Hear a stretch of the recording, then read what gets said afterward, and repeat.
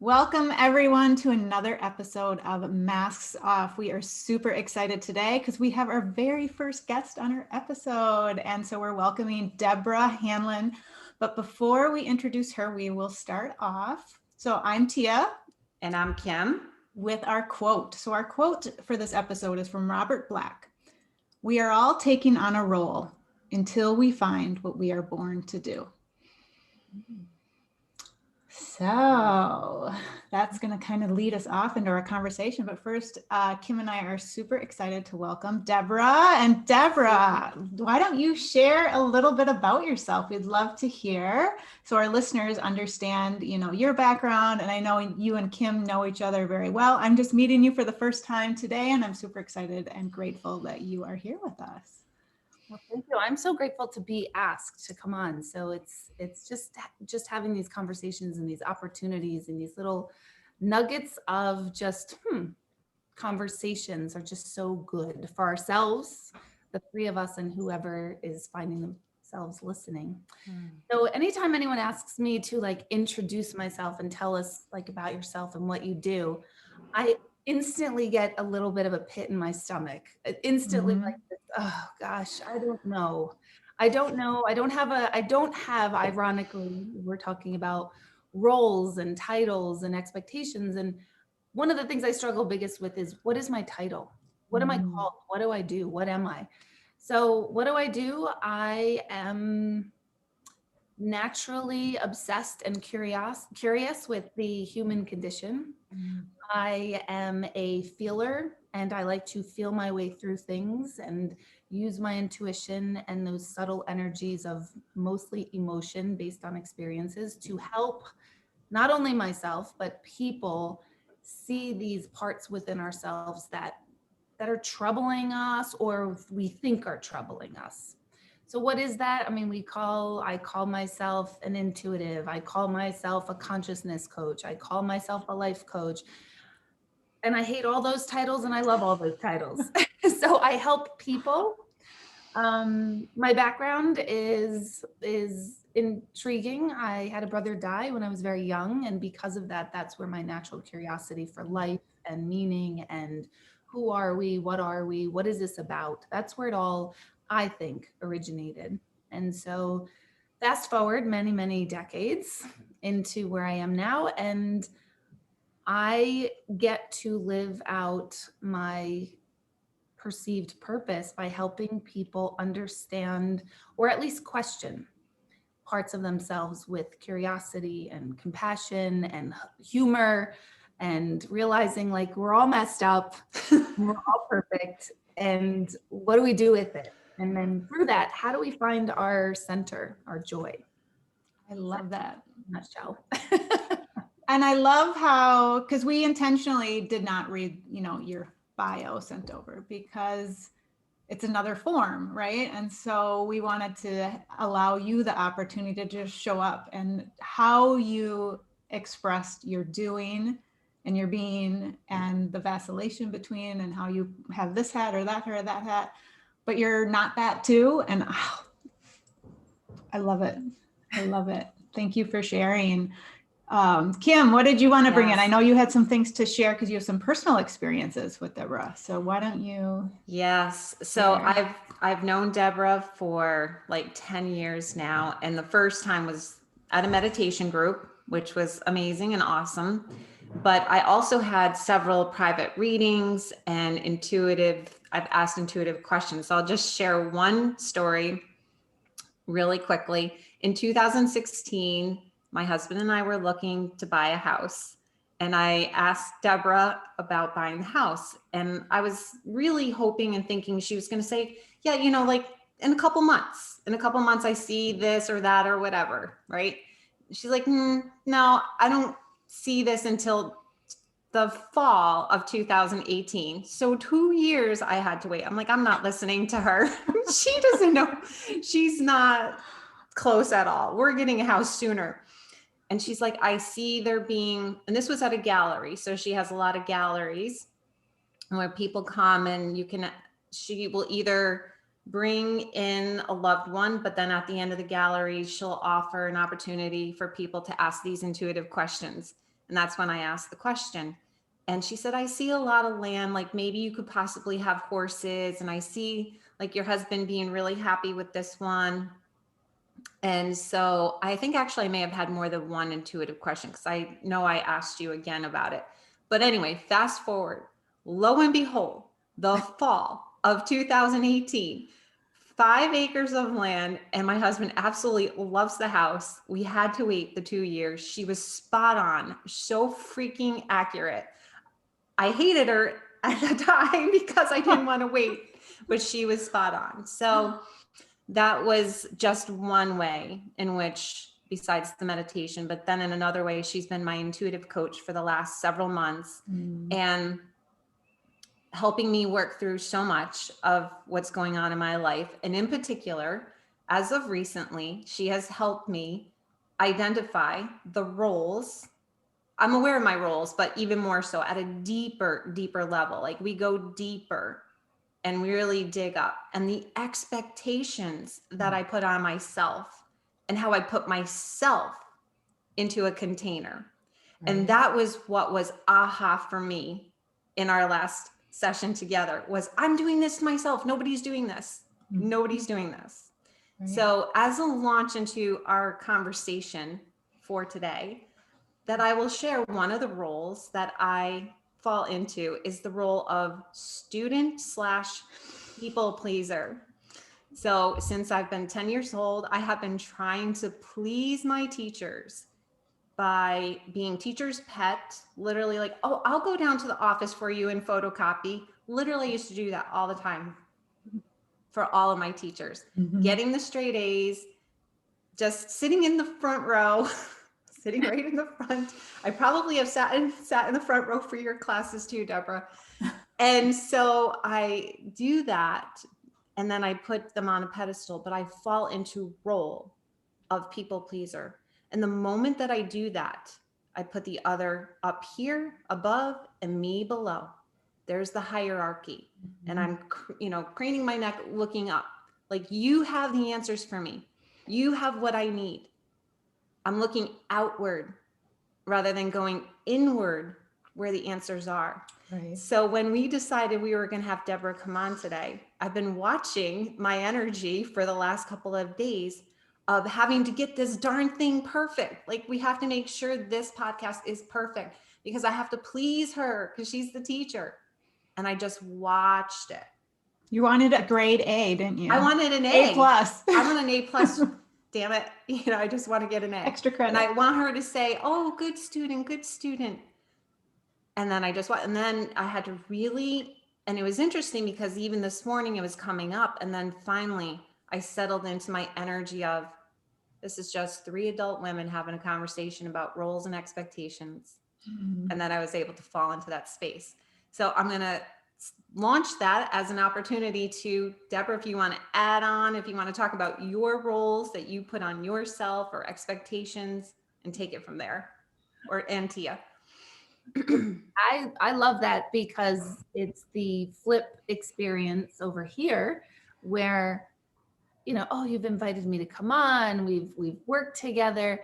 And of course, about 40 minutes before we started the call, I started, getting myself ready. And I thought, did they send over questions? Was I supposed to answer questions? Was I supposed to prepare for this? Oh my gosh, I don't have anything prepared. And I too had to monitor, like, Deb, literally the exact words you just said. I had to stop myself and go, Deb, it's just the 3 of us having a conversation. And if they sent over questions, we're still going to have a conversation. Like they're still going to ask them. It's fine. Like, so it's amazing about our own expectations we put on ourselves, and the teacher student role is hilarious because we stay there, we stay in those roles. And that's so terrible because really the truth is you're my teacher, and anyone I work with, you're my teacher because through you, I see me. Right. And I go, oh my gosh. I mean, since our last session, if you don't think I haven't been looking and identifying and looking at my own expectations and roles and, then that's the work. So we're two sides of the same coin, and we keep flipping it all the time with everyone, everywhere. So yeah, that's so interesting that you say that. And it is such a spiritual way of looking at it too, is by saying I'm your teacher, or you're my teacher. My kids, I don't even look at my kids anymore as I'm higher than them, or that they have to, and Tia can talk to this because she's a conscious parent coach. And, you know, we talk about this all the time, but I see my kids 100% as my teachers now. And I never demand or expect them to respect me because I'm their mother or their parent. I would like for them to show respect because I give them respect. But if I'm acting in an unconscious way, then hell yes, call me out. And I'm happy to look at that behavior that I just vomited on them and say, and 90% of the time I will say, yep, you're right.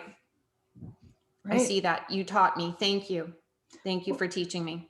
Well, and that's that beauty of whether it's your children or the student-teacher relation, all relationships are learning experience. We grow through relationships. We do the inner work ourselves, but others mirror back where we need to work on things that we need to look within, because we can't see our blind spots when if we're doing a solo journey, because, oh, it's really comfortable here. I don't ever have to have a little nudge, a little poke or anything if I'm just alone, where it's those interactions, whether with our children or, you know, a guide, whoever that may be. And just like you, I learned so much from my clients, so much. I mean, there's times where I'm like, wow, there's so much wisdom here that I can take and apply to my life because of the experience they just shared with their child. Because you see, we're all the same, we're all connected, we're all living our own experience, but it's collective. And the more we see those relationships as opportunities to go within, I think it's just an amazing thing. As you were saying before, no one put you in that role of pleasing the student, but you, or pleasing the teacher, but yourself. But how many people really take the opportunity to look at it that way? Mm-hmm. Go ahead, Deborah. I do think that's shifting a lot, because just the hierarchy, you know, hierarchy itself is a man-made concept. You know, nature doesn't think a tree is better than a flower. There's no hierarchy. It's all interconnected and it's all serving the same purpose. Humans created this concept of hierarchy, and I don't think it was maliciously intended. I think it just arranged itself that way. But now we're a little more wise. We're a little bit more aware, or aware that we could be aware. And that hierarchy systems are changing. And, you know, people will say, oh, kids, they don't listen to their parents and they're this. Because finally the role of parent isn't being seen as a like dictator. Right. It's moving and morphing and seeing like, oh my gosh, you know, what are my intentions for my kids? And maybe I'm going to mess them up royally, you know, and I better see that, where that's from. And I always turn to nature, and it's funny. Like I do love nature, but I don't like bugs. I don't like being in like woods. I like beaches. So when I say I don't like nature, I don't literally mean that, but I don't like nature, but I always turn to nature unless it's a beach. I don't turn to nature, but I mean, I turn to nature to like, okay, what would nature do in this situation? Yeah. And every other species, particularly, you know, when we're talking about the role of motherhood, every other species, they teach their young to be a bear. And then they say, okay, now can you please go be a bear while I live the rest of my bear life out? Humans, we are doing the same thing, only we have this awareness that we're aware. And so we are trying to make our kids do as we do, or definitely don't do as we do. And that's where the discord comes in. That's where the hierarchy comes in, where if we don't look at ourselves and go, oh my gosh, wow, that behavior came from my expectation on them, and they're living it out. Right. And the enmeshment with their child too. I mean, I love that you brought that up. The bear just raises a bear. I have horses, and she's going to be 26 this year, and she used to be a broodmare before we got her into our family.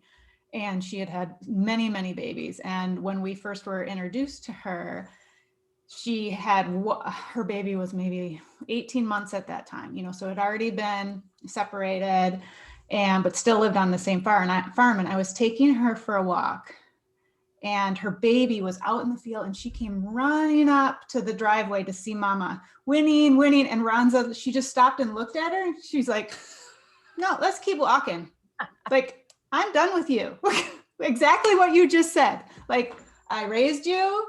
It is now time for you to be with that herd, not with me anymore. I haven't seen you in, however long. I've smelled you, but it was just, I just remember that moment of like, but that's your baby. I mean, I went into, this was years ago before I had done so much work. I'd been on the journey, but not aware and to the same level. And I just remember having that motherly instinct of, but don't you love her? Don't you want to go? Because I was literally like, don't you want to say hi to her? And she's like, feet planted. Nope. I'm not even I'm having a strong reaction as you say that. I'm like, I want to go and protect that little baby horse. And that's where, and this goes to what you and I were talking about, Deborah, about the role of mom, why I hate the role of mom, because I'm so still in that place of feeling, again, put myself in this container that I need to still protect them, that I still need to take care of them, that I have to worry about them, that I have to do everything, guide them. Like I have to morph and control their path. I can't just do what the horse did to the baby horse or the mama bear does to the baby. Like it makes me cringe. I feel my anxiety, and yet I hate that. Like, and then I want to push that role away. Like I want to be just me and I want to be free. It's so like, yeah. So what is the difference between us as humans and the mama bear and the mama horse? Our emotions, and our expectations. What is a mom supposed to be? And our own ideas. We got our ideas of what a mom is supposed to be from our own mothers, whether they gave it to us really well or what they didn't do really well. And I'm sure all of our mothers are in both of those categories, what they didn't do well and what they did do well. And I, as a mother, I'm in that category too. I do some things really well. I do other things really not well. And so that's the difference, where the mama bear is not like, oh gosh, I hope I really go to point home to like dig deep in the tree roots. No, she's not doing that. She's not questioning anything. It's sort of like, I told you, I showed you, let's go. Here we go. So it's the emotions and the ability to think. I think it's the emotions and it's the ability to think about what we're doing. Yeah, the brain differences as well.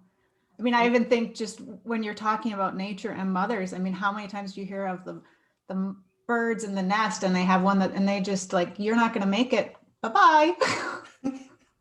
Can you imagine saying that to your kids? The one, like if you have more than one, the one that's like maybe shows up as the weaker, then, well, all right, see ya.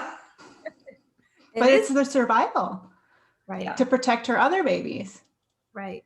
To raise them to be bears or birds or whatever it is. I just love how nature, like you said, is, if we get stuck, return to nature because the lesson is there. We're just we're so disconnected, particularly now more and more from those lessons.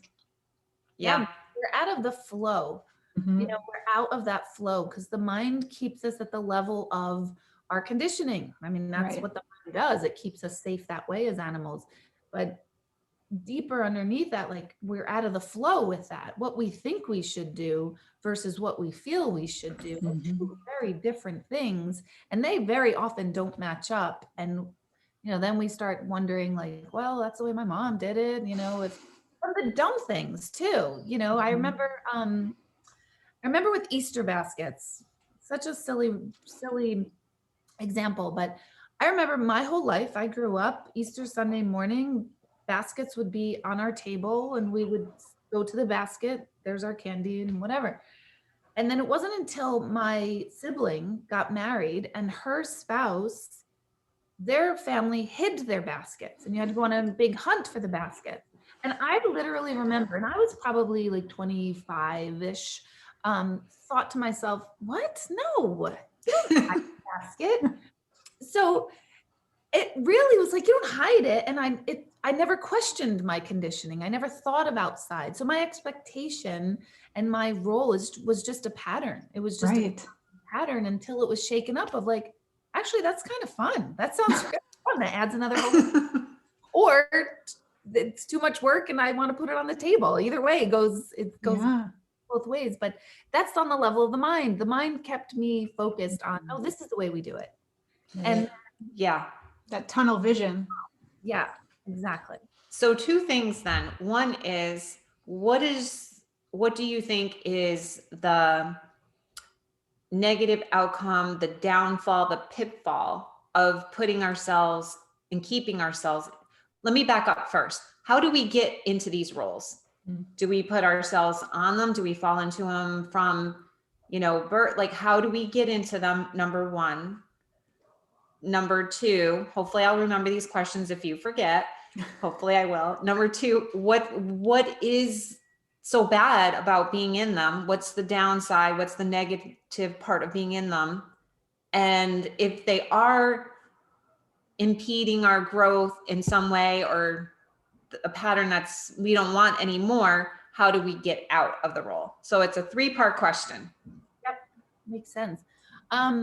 How do we get in them? I mean, we're conditioned into them, and it's not a blame game. It's not like, oh, well, my mom did that, and so that's why I'm so mad. Or, I mean, we normally do that. We go through that step, but the more I learn, the more I grow, I realize, oh gosh, I spend so much time on blame that it didn't do anything. It didn't change. It didn't fix it. So it's not a blame game. It's a noticing awareness game. So we're handed down a lot of our conditioning. So if something like the Easter baskets was a certain way, your expectation becomes wrapped around your anticipation. And then if that changes, everything gets shaken up. Then we kind of create an identity of, like you said, like pleasing the teacher. Like, I don't think there's anything wrong with that, to be honest. It's not wrong to want to be seen in a positive light by anyone. I think that's our nature. I don't think people other than sociopaths want to be hated. We want to belong. We want to fit in. We want to be, showed our claim, and, so that's normal. That's natural. But it's when it goes awry is when we're fixed on that external validation of self. And that will not come. I feel that is part of the process. We have to look outside before we can go inside. It's not our nature to instantly be introspective, because we're learning, like those bears, we're learning by observing. Right. What we should then learn is, something in us doesn't feel good, doesn't feel right for ourselves. And what doesn't feel right for me might be something totally different by my own sibling, raised in the same way. And so that's when things go awry, when we start to go, something must be wrong with me because I don't like this. And that's when we start fighting against it. We start trying to do it more because we need more validation, because at least it gives us some sort of feeling.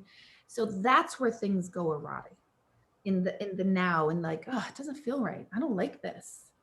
Or I like it so much that I'm going to keep obsessively go for it. I want that teacher to say how great I did. But there's nothing wrong with that. I don't know that anybody wants to do work and have a teacher not say, wow, good job, or mom or dad or neighbor, or we want that. That's normal. And if you don't want that, I think someone would be not truthful. I want that. Yeah. And it's recognizing, I always think of it as like icing on the cake. You have to fill yourself up, and that external validation is just it's the decorative flower on your cake. It makes, it just enhances your life, versus that is your only purpose, because then we're disconnected from our inner self. And I love how you brought up the feelings, because those feelings are our guiding post, really. They help. Am I in alignment? Is this my truth? Or am I in the role, but it's not authentic? Right. And that's the part where we're not really taught to, I don't know, listen to your gut. And, we need to say that. Well, how does that feel for you? That is the greatest question to ask our children, because that's how they learn. to Right. go inward instead of, well, I don't think you should do that. Well, that's outside in. But if you Yes. say to them, well, how does that feel? How do you feel your way through that?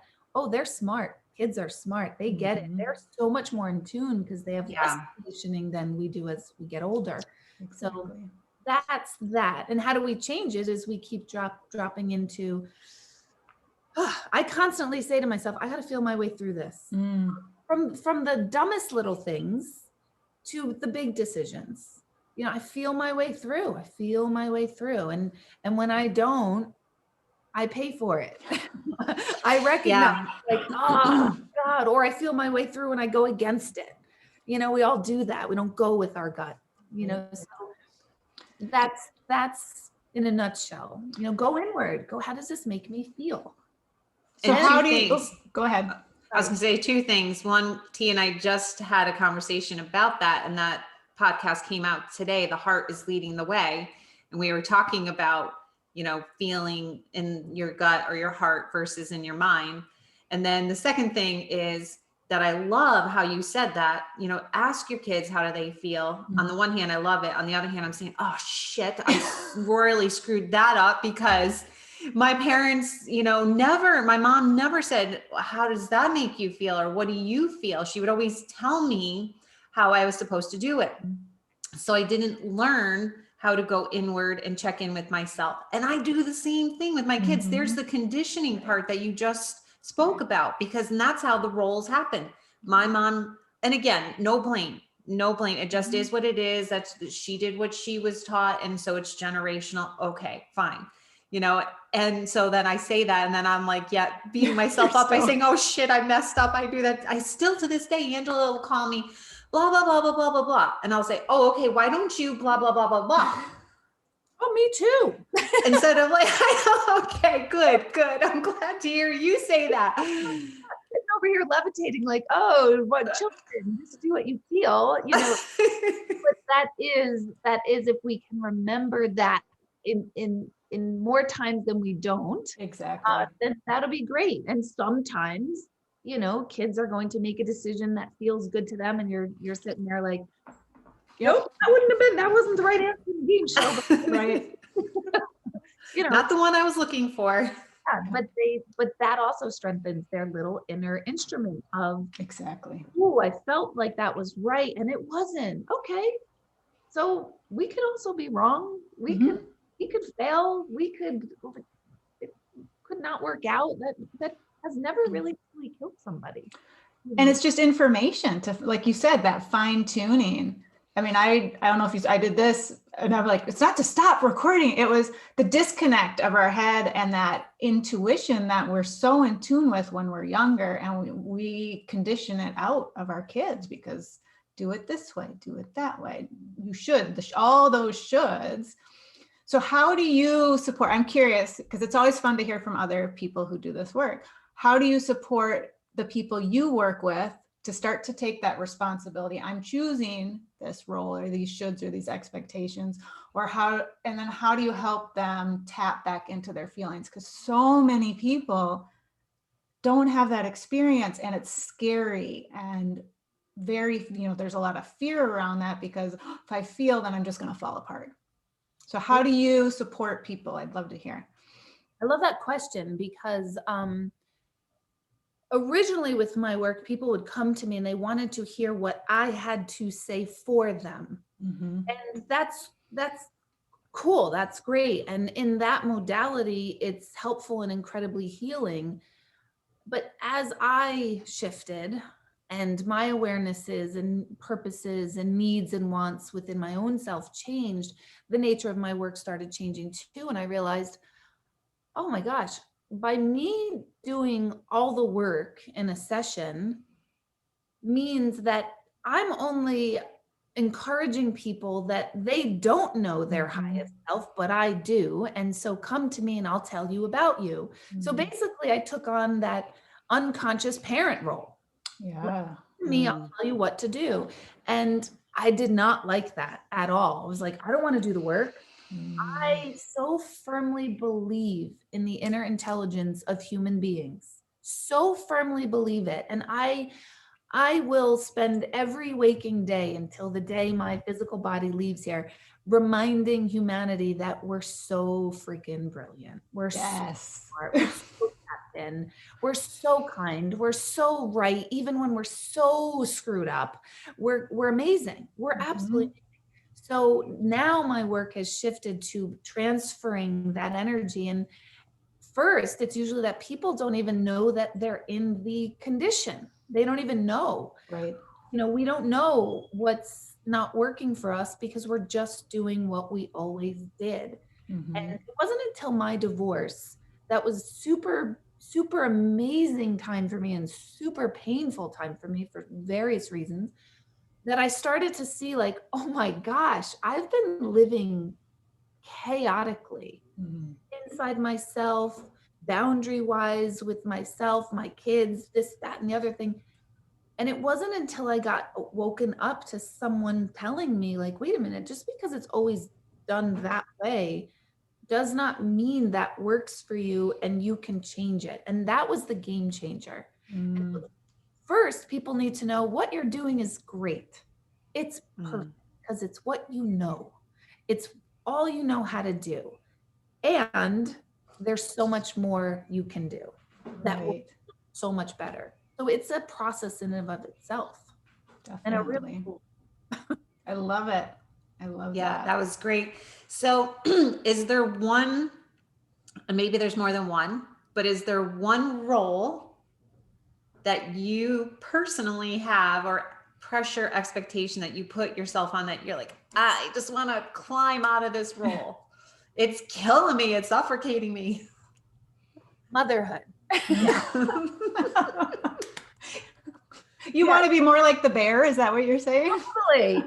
And I am thankfully, I have 3 teenage sons that are thankfully so healthy, thankfully today, whether that's mentally, emotionally, physically. That doesn't mean they're perfect. That doesn't mean they don't have anxiety. That doesn't mean they don't have their own stuff, because we all do. So thankfully, I will say that. But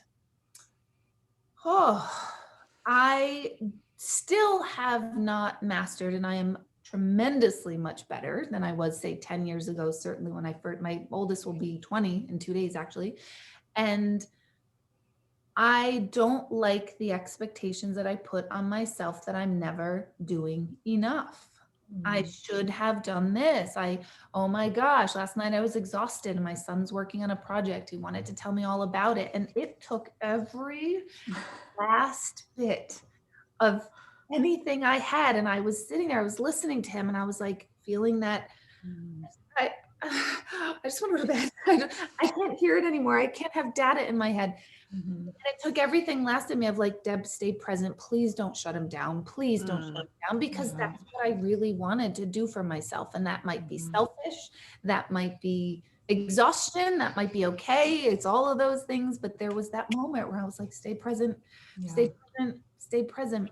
So that is my big one that I put on myself, for sure. So I heard you say that you felt or feel at times that you're not doing enough. And when I hear those words, I'm not enough or doing enough, because I do that as well, what I hear is perfectionism and the perfectionist role. So do you feel like you have that role as well? It's a cool question. I would first say, no, I'm not a perfectionist at all. No, but no, I am my inner self, core self. I don't expect perfection from them. I expect to be present and give myself my all to my kids all the time, even though I know better. I still think like, oh my gosh, is it terrible that I don't have it in me to listen in this moment, to, and as we know, and I always feel like when I'm working with mothers, they say, and I love them so much. And I laugh when we all say that, because we know that that's why it's hard. Right. Because I love them so much that I want them to know, like, oh my gosh, like, I just think they're amazing human beings and I'm so proud of them, blah, blah, blah, blah. but I'm a human being and I'm fucking tired right now. Yeah. Completely sapped. So Yeah. there's that balance. And do you ever tell them you're too tired? Yeah, I was going to say, and I am open with them. That's the Okay, one thing good. that I absolutely will say, this is me. I'm so checked out, like I can't, and that's on me, has nothing to do with you. You know, I do that, but that might not be enough for them. You know, I don't know. I hope my intention is there. They'll know like, okay, mom, I know it's not a good time. My youngest son says, mom, it's not hurting my feelings. It's fine. I'm okay. And I'm Right. like, are you sure? Sure. Like in my head, I'm like, are you sure? I Right. don't have feelings. So I find that to be difficult. I don't find letting them go difficult, which I know sounds crazy. I feel like that is my job. And so my oldest, who's 20, he moved to California back in the fall, and he's thriving, and he's with my parents. So he's in great hands. I don't That have helps. to figure it out. Yeah. It totally helps. But he's thriving and he's finding himself, and he's doing things that I definitely wouldn't like for him to do at my house. Like he just got a tattoo yesterday. But at the same time, I'm letting go and I'm like, oh my God, he is making his choices and living his life, and he is exactly where he's supposed to be. So Yeah. I do like the feeling of like the untethering Yes. for me. That feels good, so that I'm not so in my perfectionist self all the time. And I think that, well, I wonder whether, I'm sure that they can feel and sense when you're doing something from a place of, I should be doing this for you to be a good mom. I'm doing air quotes. Because I know when the kids were little and I read all the parenting books or all the research that you should read to them every night, that like it's great for the bonding, the attachment, for their growth, their development. And I can remember being exhausted, especially like when Angela was little, you know, after I had her, I was really sick. And that's when I started to, you know, really show signs of having an autoimmune disease. And I was just exhausted all the time. And I'm like, but I have to read to her. And even sometimes when she would wake up in the middle of the night, I would literally sleep on the floor next to her crib so she would go to sleep. I would just do whatever, right? But I wasn't doing it from a pure heart. So there was this, it was a mask. I have to be the perfect mom. I have to read to you. And then I'm wondering if they could feel mom's not in it. Her heart's not in it. She's just here. And I do carry some guilt about that, which I've worked through some of it, but do you know what I'm saying? I probably would have been better off if I don't know, to just say, I got to go to bed, just be true to me, because then I'm teaching them and modeling them from the get-go how to be true to yourself. Yeah, I think a couple of things on that. I think when you're doing it because you're trying to be perfect, don't forget that also is in a good intention. So even though it wasn't authentic, like I so would rather be in my own bed right now, but the intention of I'm really trying to show you that I'm here for you is also paving the way. Yes, Yep. yes. So Definitely. they're feeling that for sure. So that guilt, like I really swear I tried. I swear I tried. I tried to do the best.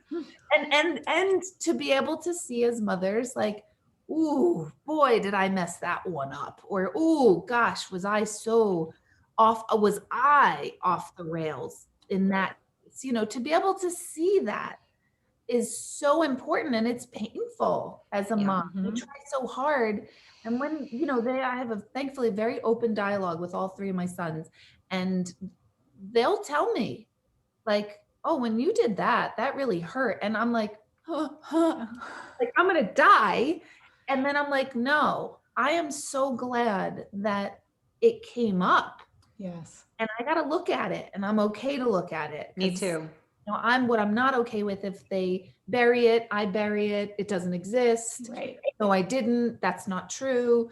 You know, all that stuff is where it Exactly. energetically becomes unhealthy, and then emotionally it becomes unhealthy, and then so on and so forth. Just sweep it under the rug. Just pretend it doesn't exist. That's how, you know, the generation before us did it, and the generation before that.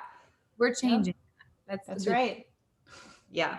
And yeah, Tia's on the path too. She does it with her daughter. She has twin daughters, and you know, we all welcome the feedback from our young adult teenage children but we've created that container to allow them to speak up and speak out, which is amazing for them and so healthy for them to be able to say, Mom, you know, you royally messed me up in this, or Dad did this, or whatever, and to be able to speak it. You're going to regret you said that, Mom. I love that. Mom, you're going to come back to me in a half an hour and apologize. I'm like, yeah, you're probably right. Minor daughters are 20. So yeah, it's true. Yeah. Yeah. They're like, mirror, here it is. Are you looking? Are you looking? That is great. And that is so much better than, and that's release of hierarchy. That's okay. I love it. Together in all this. Yeah. Exactly. And I always, you know, parents are like, oh, I want to raise a strong, independent, but then they don't want that in their child in their home. And I'm like, you can't have it both ways. Yeah. So true. You have to allow them to express themselves in a healthy way. And you need to be the container to be okay with that, because now you have to go within and deal with what's rising within you and having your child say something like that to you. Totally. That's the process. And that's how that generational change happens. Yep. And that's why so many parents would always say, you know, oh, wait till they're teenagers. It's horrible. And I'd be like, oh God, I have a hard time with bedtime. I'm not going to know what to do. And I have siblings who were difficult teenagers. So I have that in my oh God, they're going to rebel. It's going to be really bad.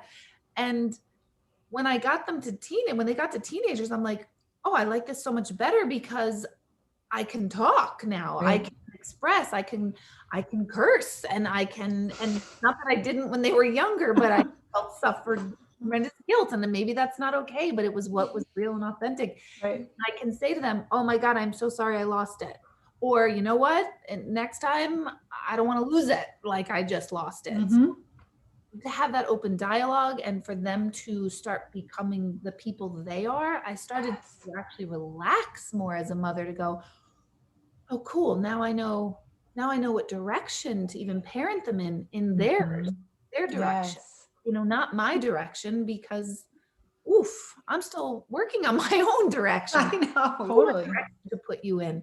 So I made years so much nicer, you know, where, okay, if one wants to dye their hair blue, I don't care. I really don't care, because that's their expression. It wouldn't have been my choice, and I'm glad they're able to do it.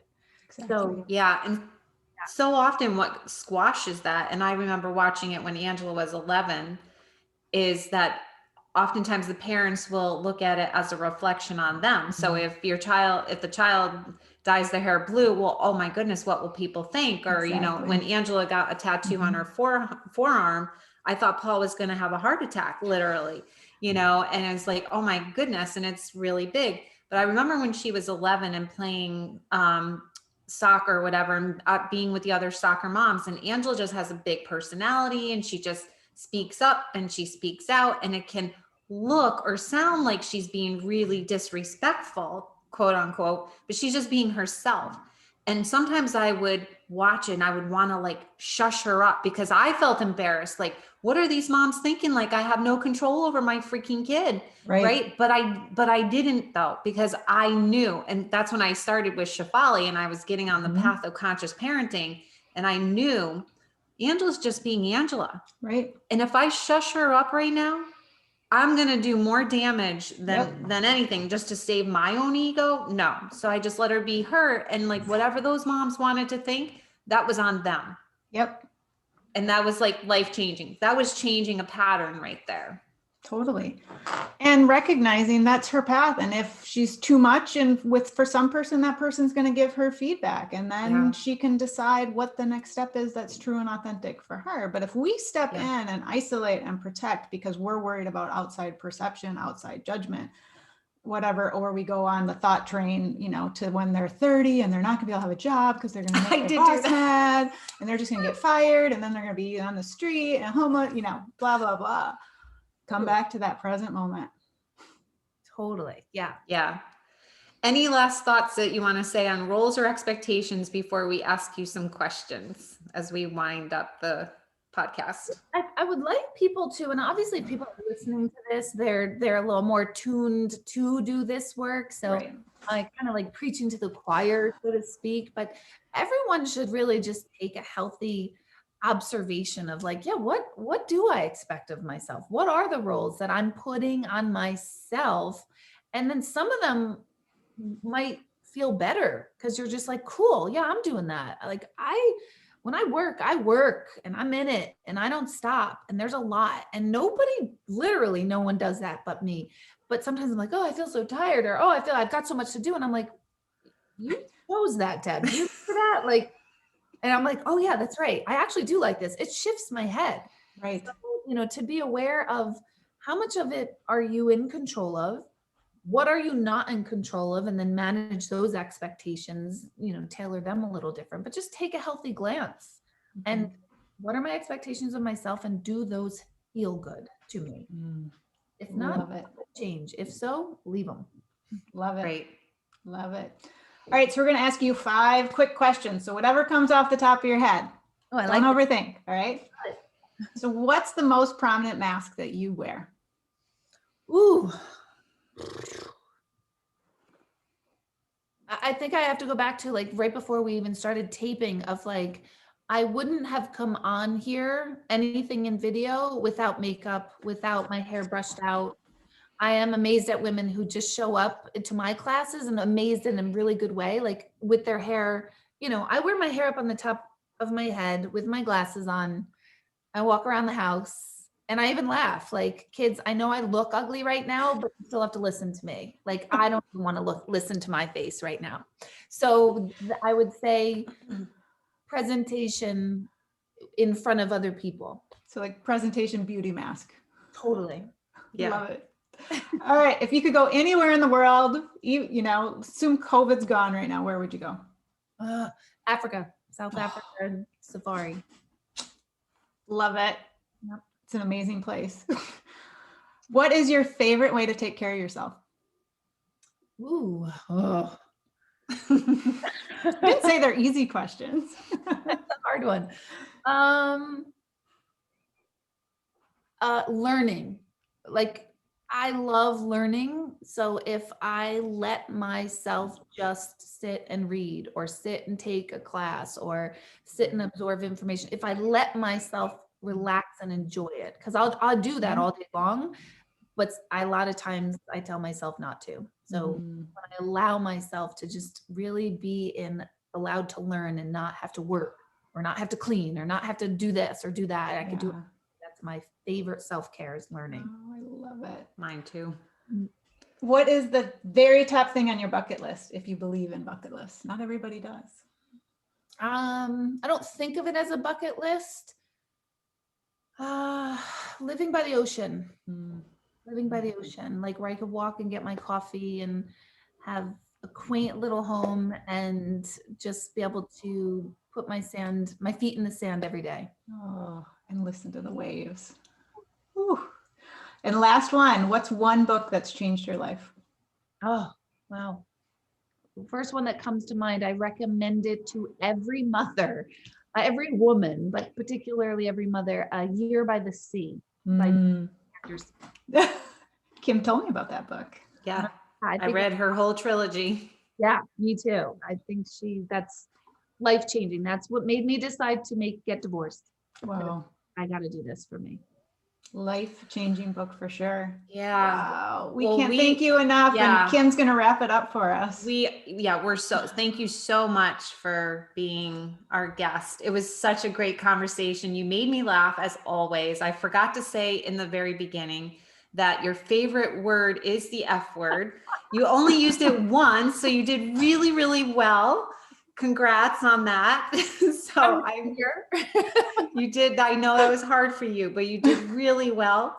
And we're just super grateful. So if anyone wants to reach out to you, how can they get in touch with you? My website is deborahhanlon.com, and I'm all over Facebook, all over Instagram. On Monday nights at 8:30 Eastern time, I do a YouTube live where I'm just engaging, and you can type in questions about growth and energy and awareness and whatever's popping up in you. It's a learning time. So that's on YouTube, on my YouTube channel, Deborah Hanlon. And your book? Yes. I completed a book almost 3 years ago called In the Presence of Proof. And that's all about the afterlife, and really about how to connect with those who have crossed, but in a way that you have to connect and find self here first before you can really connect to the other side. So that book is a guide to how to go inward, is what it is, in order to connect to life and then to the other side. And I'll just add about that, because that book was life-changing for me, that it allowed me to have so much more peace about dying. I used to have such a fear. And once I read your book, I just had so much more peace. So I highly recommend that as well. We'll have all of the information in the show notes for how to get in touch with you. And we're also going to put in the show notes that you're going to offer something for all of our listeners for tuning in. Yep. So make sure you check out the show notes after you listen. Yes. You're definitely gonna wanna Anything that I connect. forgot, Tia? Any last parting words? Oh, I feel like we could talk for hours and hours and hours. Maybe So we can do it again at some point. that'd be fun. We'll do this again. So again, thank you so much, so much. Thank you for listening, everybody. Have a great day. And don't forget to like or subscribe on our channel as well. And look forward to seeing you next week. Thank you, everyone. And thanks, Deborah, for joining us. Thank you, and nice to meet you, Tia. Nice to meet you as well. Have a good day, everyone.